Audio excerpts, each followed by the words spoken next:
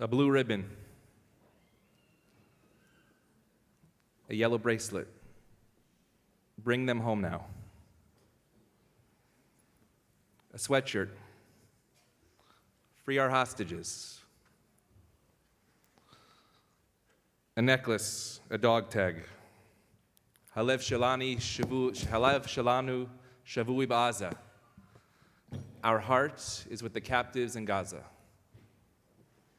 And this, another necklace. It's a surfboard. It was given to me by the father of Tal Karen, who was 16 years old on October 7th, living in Nativ HaAsara, and decided to go surfing that morning.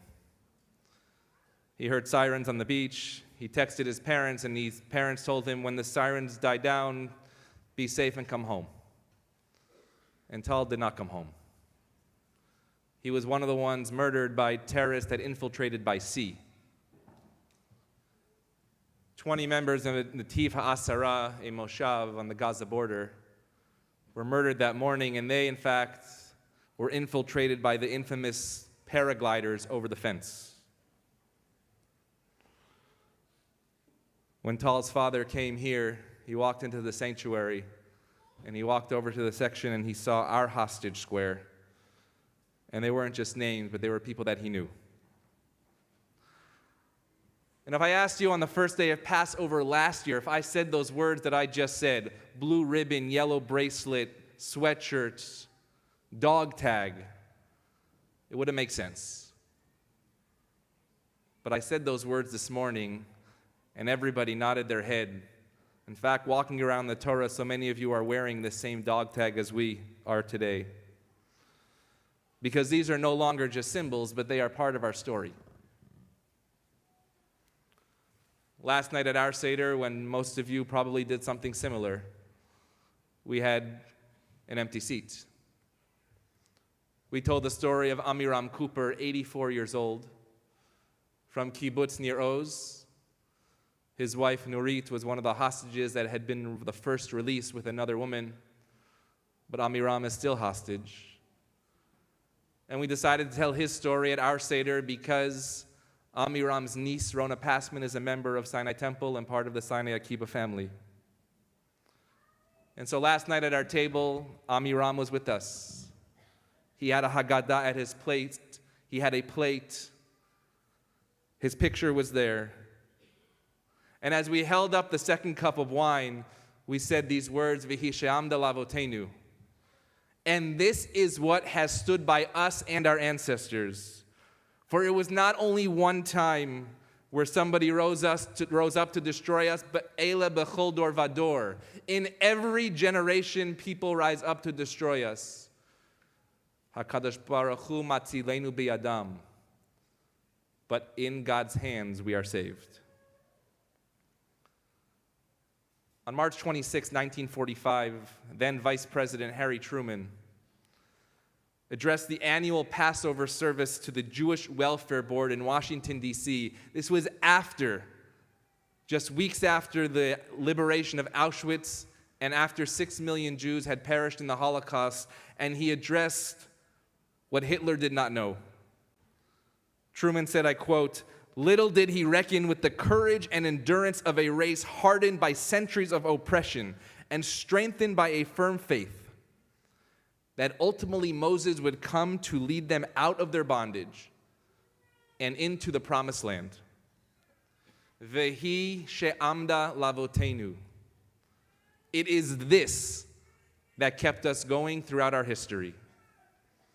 But what is this? That's all the Haggadah says. It is this that kept us. But what is it?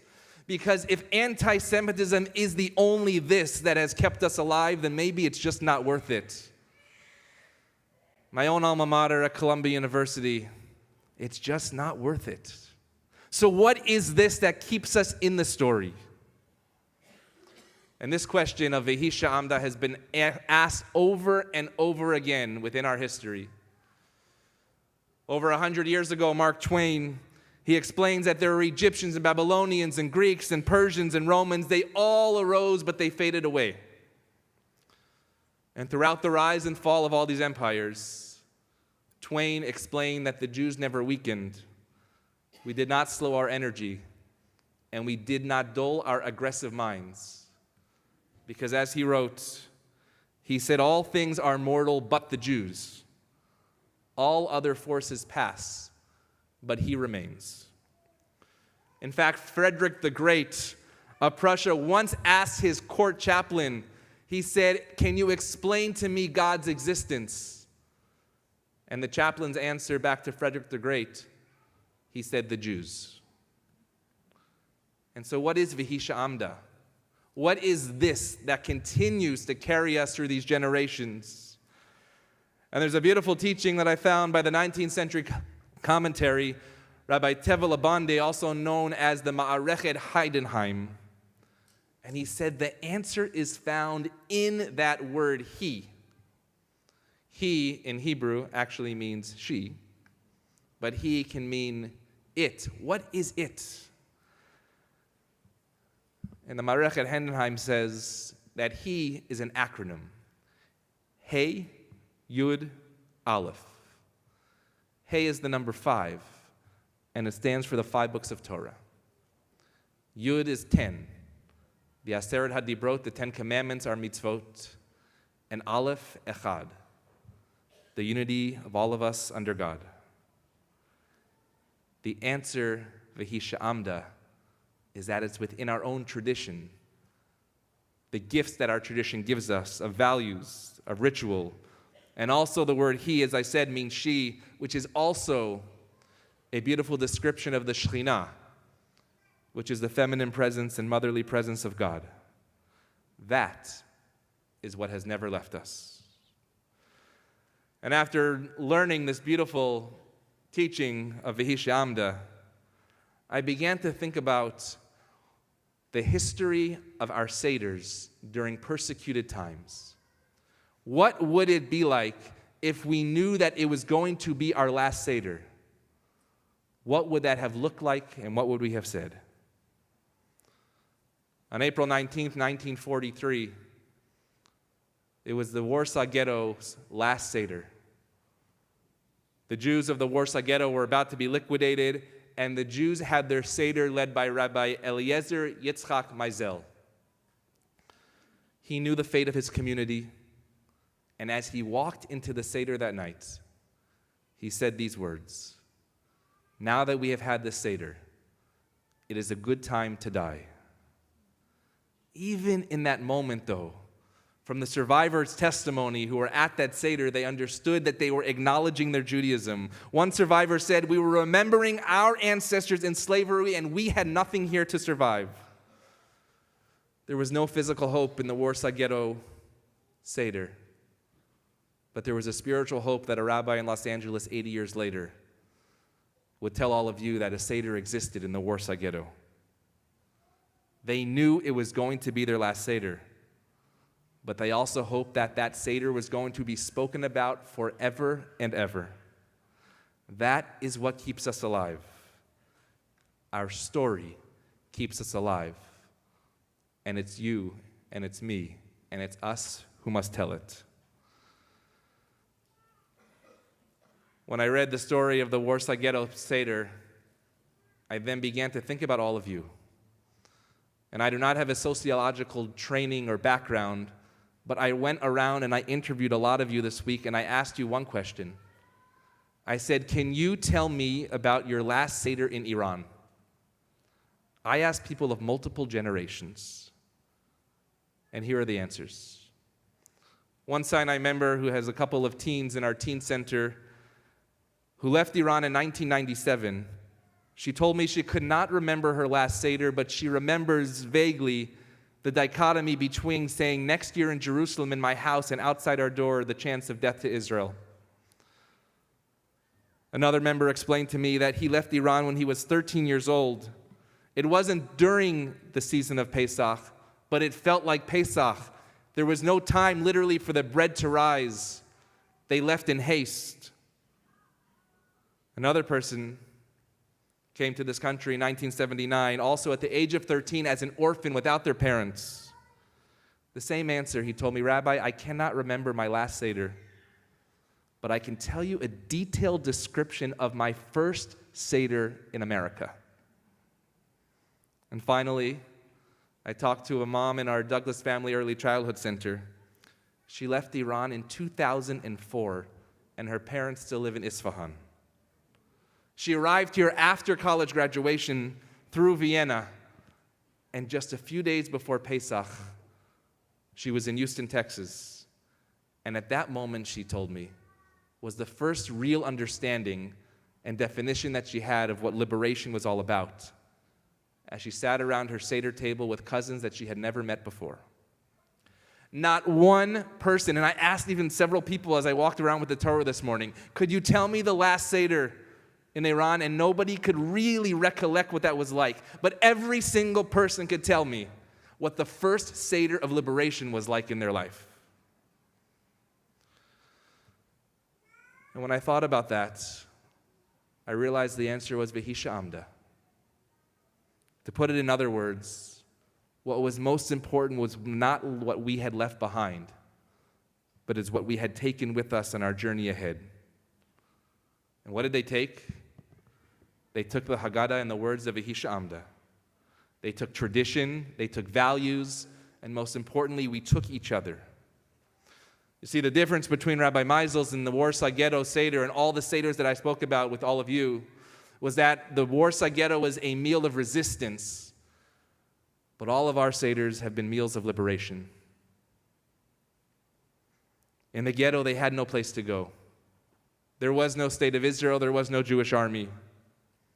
All they had was a Haggadah. All they had were those words that somebody will rise against them to kill them in their generation. But one day, HaKadosh Baruch Hu matzilenu miyadam, that one day somehow God would save them and would allow their story to be told. It's not Hanukkah, it's Pesach, but we know that we do not rely as Jews on miracles, but rather we rely on each other to create the miracles that exist. And tonight, since we are not in Israel, we're going to sit at a Seder table again, and we're going to repeat those same words. And if you are like many Jews, we're going to do it again, and we're going to have an empty seat. One of those seats is usually for Eliyahu Hanavi, Elijah the prophet. Well, one of those seats represents 133 human beings that you see back here in the back of the sanctuary that we have kept within our community since October 7th. Last night, if you can imagine, in Israel, the families of the hostages opened the door for Elijah, dreaming, hoping, praying that their loved one would walk in that door. And nobody walked in again. The chair stayed empty.